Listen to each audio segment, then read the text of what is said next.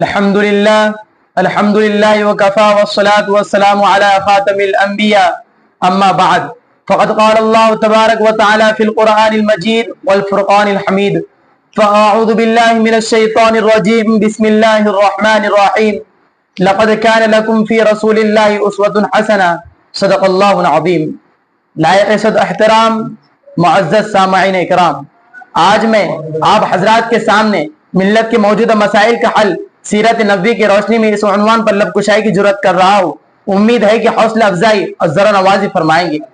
حضرات، ملت اسلامی آج جن مسائل کا شکار ہے وہ سخت حوصلہ شکن اور ناقابل بیان ہے۔ فتنوں کا ایک سیلاب ہے جو بڑھتا ہی چلا جا رہا ہے۔ ہمارا ایمان کمزور اور فتنوں کی آندھی تیز تر ہے۔ ہم اہل اسلام منتشر اور سارا کفر متحد ہے۔ نتیجتاً ہم میں امن کی جگہ خوف و دہشت ہے، خوشحالی کی جگہ بدحالی ہے۔ باطل قوت و طاقت ہم پر ٹوٹ پڑی ہے۔ کبھی تو دہشت گردی کا عنوان ہم پر چسپاں کیا جا رہا ہے تو کبھی بنیاد پرستی سے ہم کو ہراساں کیا جا رہا ہے۔ ملت اسلامیہ کی ثبوت و ان تمام مسائل کا تقاضا یہ تھا کہ ہم دین اسلام کا دامن مضبوطی سے تھام لیتے، آپ صلی اللہ علیہ وسلم کی تعلیمات پر عمل پیرا ہو جاتے، خوف خدا اور اعمال صالحہ کا جذبہ اپنے اندر پیدا کر لیتے، سیرت نبوی کو عرض جا بنا لیتے۔ لیکن اس کے برعکس ہم نے نماز سے غفلت اور بیکار مشغلوں میں وقت کی ضیاع کا عام فیشن بنا لیا، فحاشی، بے حیائی اور بدکاری کے اڈے کھول لیے، دینی اور دنیاوی ہر دو تعلیم میں اپنے تناسب ناقابل بیان حد تک کم کر دیا، جگہ جگہ معاشی اور منکرات کی طرف مائل کرنے والی چیزوں کی نمائش گاہیں سجا دی، جبکہ دوسری طرف مسجدوں اور تقرب الہی کی بارگاہوں کو سنسان کر دیا۔ خوف خدا اور نصیحت کے باتوں کی بجائے میوزک کی آوازیں اور رقص و سرور کے مناظر دیکھنے لگے، معاشی و منکرات کی برائی تک اپنے ذہنوں سے نکال دی، شادی بیاہ کے تقریبات میں خود نمائی اور فضول خرچی کو عام کر دیا۔ خلاصہ یہ کہ ہم فکری اور معاشرتی اعتبار سے پوری طرح مغرب زدہ ہو گئے، لباس، تراش، خراش، صورت و سیرت سب انگریزوں کے سانچے میں ڈال لیا۔ حضرات، انہی بیماریوں اور معصیتوں کا نتیجہ ہے کہ ہم مسائل سے دوچار ہے۔ حضرت ابن عباس رضی اللہ عنہ نے اپنے فرمان میں ایسی بیماری اور جرقان زدہ ملت کا اچھا تجزیہ پیش فرمایا ہے۔ فرماتے ہیں کہ خیانت و بددیانت کی مریض قوم بزدل ہو جاتی ہے، فحاشی و بدکاری میں مبتلا قوم میں اموات کی کثرت پیدا ہوتی ہے، ناپ و تول میں کمی کرنے والی جماعت رزق کی برکت سے محروم کر دی جاتی ہے، ناحق فیصلہ کرنے کا انجام قتل و خونریزی ہے، غداری اور عاشقی کرنے والی قوم پر خطرناک دشمن مسلط کر دیے جاتے ہیں۔ قوت فکر عمل پہلے فنا ہوتی ہے، قوت فکر عمل پہلے فنا ہوتی ہے، تب کسی قوم کے شوکت کے زوال آتا ہے۔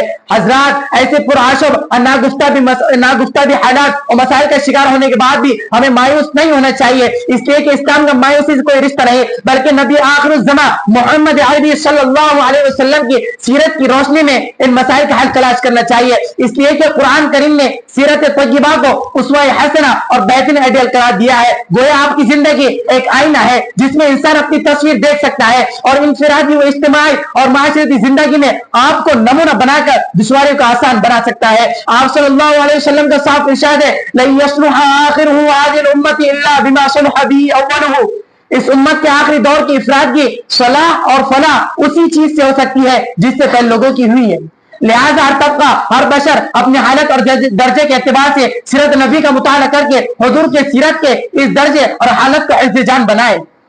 سیرت نبی ہر حالت اور درجے کا صحیح طریقہ اور منہج بتلائیں گی۔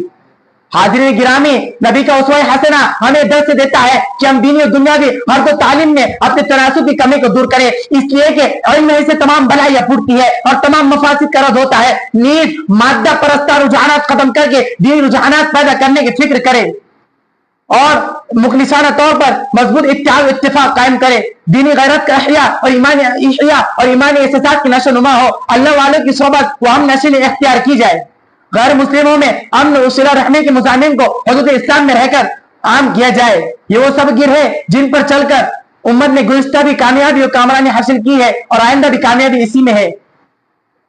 کامیابی دونوں جہاں کی تجھے اگر منظور ہے، کامیابی دونوں جہاں کی تجھے اگر منظور ہے، دامن تھام لے ان کا جن کا محمد نام ہے۔ والسلام علیکم ورحمۃ اللہ وبرکاتہ۔